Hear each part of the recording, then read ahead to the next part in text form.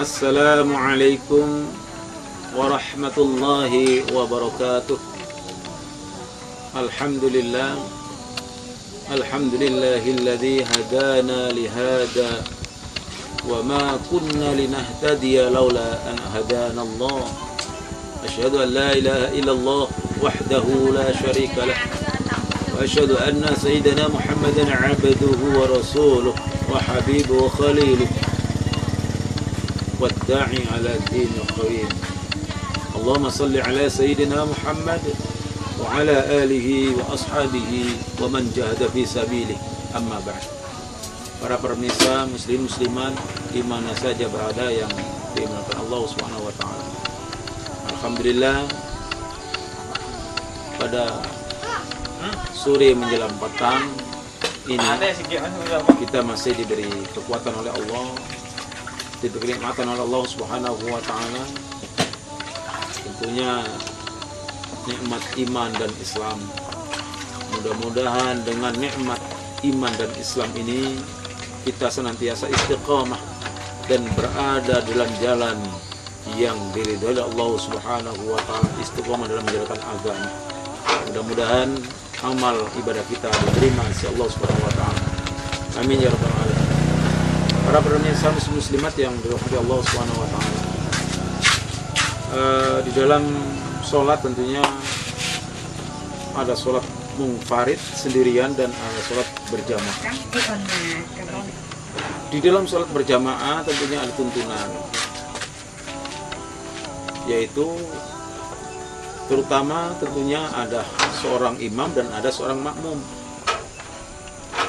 Dan siapa yang orang ditunjuk sebagai imam, tentunya harus ada kriteria yang menjadi syarat utama dia sebagai imam itu. Di dalam sebuah hadis yang berbunyi wa an Abi Mas'udin radhiyallahu an qala Rasulullah sallallahu alaihi wasallam ya ummul qauma aqra'uhum li kitabillahi ta'ala.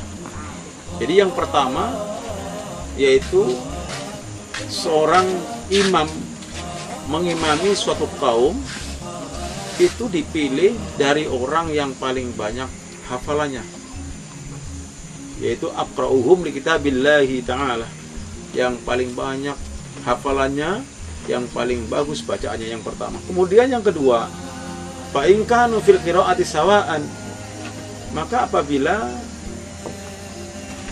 hafalannya itu seimbang dengan orang yang lain, sawa'an fa'alamuhum bisunnah, maka tentunya dicari yang lebih mengetahui sunnah, tentunya yang berilmu, yang paham dengan ilmu agama, yang paham dengan syarat rukun sholat itu. Kemudian yang ketiga, fa in kanu fis sunnah sawa'an fa aqdamuhum hijrah, kalau ilmunya itu kurang lebih dari yang lain, fa aqdamuhum hijrah, maka siapa yang paling duluan hijrah atau yang memeluk Islam itu. Fa in kanu fil hijrati sawa'an, maka jika dalam umurnya itu kurang lebih, dia masuk sama-sama kurang lebih masuk Islamnya, umurnya kurang lebih, fa aqdamuhum silman wa fi riwayatin sinnan, yaitu dipilihlah, didahulukan kepada orang yang pertama memeluk Islam. Dalam riwayat lain sinnan itulah yang lebih tua. Wala ya umman ar-rajulu fi sultani, dan tidaklah orang yang beriman wala ya umman ar-rajulu, dan tidaklah seorang rajul, seorang lelaki itu adalah menjadi imam di dalam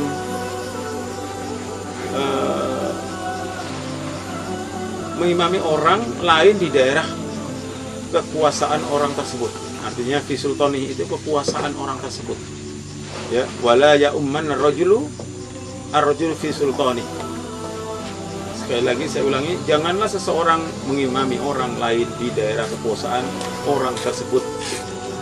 Artinya kalau orang ini orang musafir, orang baru datang, tidak tahu seluk-beluk jamaah di situ, masyarakat di situ, maka sangat disayangkan kalau dia ditunjuk sebagai imam, walaupun dia itu ilmunya, tuanya kurang lebih masyarakat ya, di tempat masyarakat atau di kaum itu. Kemudian wala yaqut fi baitihi ala takrimatihi illa biidnih, dan janganlah duduk di tempat kesayangan kecuali setelah mendapatkan izin lainnya atau izin orang yang. Jadi di dalam masjid ini ada seseorang yang memang tempatnya pun istiqomah di situ, tidak mau dia di lain tempat kecuali tempat itu, dan tempat itu dianggap kesayangannya dan merasa dia aman di tempat itu.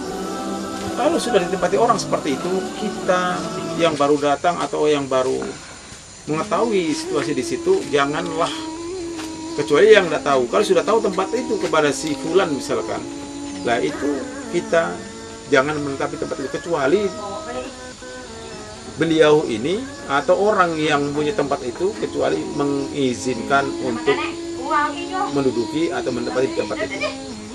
Demikianlah tata cara sholat berjamaah. Jadi karena jamaah ini ada seorang pemimpin atau imam, dan imam harus bertanggung jawab, seperti ibaratnya kendaraan adalah supir. Supir ini harus tahu siapa penumpangnya.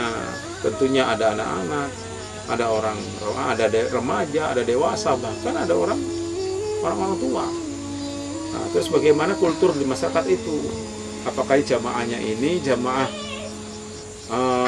yang ada yang memang lambat gerakannya, tumaknenya agak lama, ada sedang, ada juga cepat. Jadi supaya tidak bertanya-tanya tentang jamaah-jamaah itu, maka tentunya orang yang berhak untuk menjadi imam, walaupun orang ini pas-pasan ilmunya dengan orang yang tadi musafir itu, maka diutamakan orang yang mukim itu. Demikian, mudah-mudahan sedikit penjelasan ini, mudah-mudahan bermanfaat bagi kita semuanya, khususnya bagi diri saya sendiri. Saya akhiri, billahi taufik, wallahul muwaffiq ila aqwamit thariq. Wassalamualaikum warahmatullahi wabarakatuh.